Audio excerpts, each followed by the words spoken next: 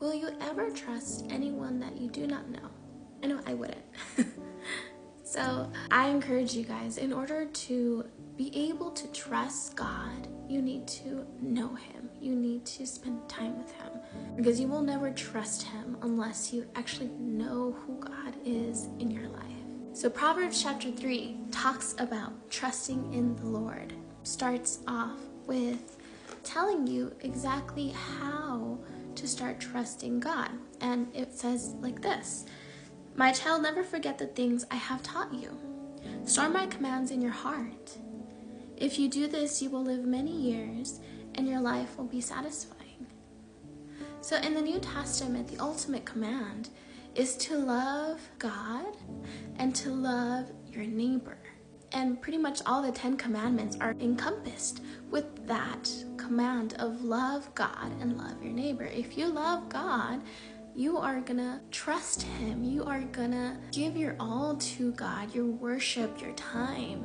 If you love your neighbor, you're not gonna covet your neighbor's wife or husband. If you love your neighbor, you're gonna help them. If you love your neighbor, you're not gonna steal or kill them. And then it continues in verse 5. It says, "Trust in the Lord with all of your heart. Do not depend on your own understanding. Seek his will in all you do." So remember, seek his will, not your will, not Jemima's will. I need to seek his will. And he will show you which path to take. And the moment that we start seeking his will above our own, it's like we have now a guide that's going to be taking us through the journey of life. He's like, okay, cool. You're seeking my will, so go ahead, take a hold of my hand, and I'm going to go ahead and lead you towards the direction that I want you to go through. Then it says, "Don't be impressed by your own wisdom. Instead, fear the Lord and turn away from evil." Don't be impressed by your own wisdom. Don't be impressed by your own abilities, by your own talents, by your own, like, oh yeah, I was able to get this far because of me. You were able to get as far as you are, wherever you're in your career, in your education, with your family, because of God, because of God's mercy. Then you will have healing for your body and strength for your bones. Honor the Lord with your wealth and with the best part of everything you produce. So that goes along with giving God our first fruits, our first everything. Then he will fill your barns with grain and your vats will overflow with good wine. Then God will provide for you, whether that be monetary or with blessings or with a promotion or with you getting into the school of your dreams. Your vats will overflow with good wine. What is wine? In the Bible, wine is described as Spirit of God. So your vats, your heart will be overflowed with his presence. It continues on, saying, "My child, don't reject the Lord's discipline. And don't be upset when he corrects you, for the Lord corrects those he loves, just as a father corrects a child in whom he delights." Now, I don't have any children, but I have a wonderful niece and a nephew, and you're gonna correct them to make sure they don't get hurt. It says, "Joyful is a person who finds wisdom, the one who gains understanding. For wisdom is more profitable than silver, and her wages are better than gold. Wisdom is more precious than rubies. Nothing you desire can compare with her. She offers you long life in her right hand, and riches and honor in her left. She will guide you down delightful paths. All her ways are satisfying.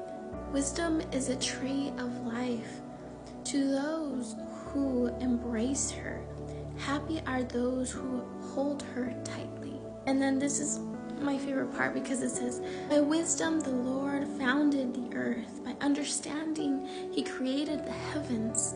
By his knowledge the deep fountains of the earth burst forth, and the dew settles beneath the sky. My child, don't lose sight of common sense and discernment. Hang on to them, for they will refresh your soul. They are like jewels on a necklace. They keep you safe on your way, and your feet will not stumble. You can go to bed without fear. You will lie down and sleep soundly. You need not to be afraid of sudden disaster or the destruction that comes upon the wicked. For the Lord is your security. He will keep your foot from being caught in a trap. So by us putting our trust in God, we're giving him the control. We're giving him the wheel of our metaphorical car, right, of us. We're giving him control of that. And by doing that, by trusting in him, by knowing who he is and placing our trust in him, placing our lives in his hands, he is going to keep us safe. We're going to be able to go to bed without fear. He will keep your foot from being caught in a trap. If we go back to verse 3, it says, never let loyalty and kindness leave you. Tie them around your neck as a reminder. Write them down within your heart. Then you will find favor with both God and people, and you will earn a good reputation.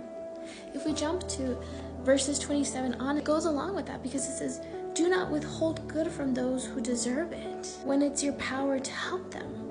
Don't plot harm against your neighbor, for those who live nearby trust you. Don't pick a fight without reason. Don't envy violent people.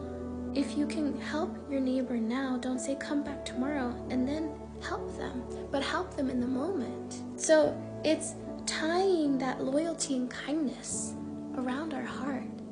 I encourage you guys to get to know God. That way you can actually trust him, because it's illogical. We cannot trust someone we don't know. Come back tomorrow for chapter 4.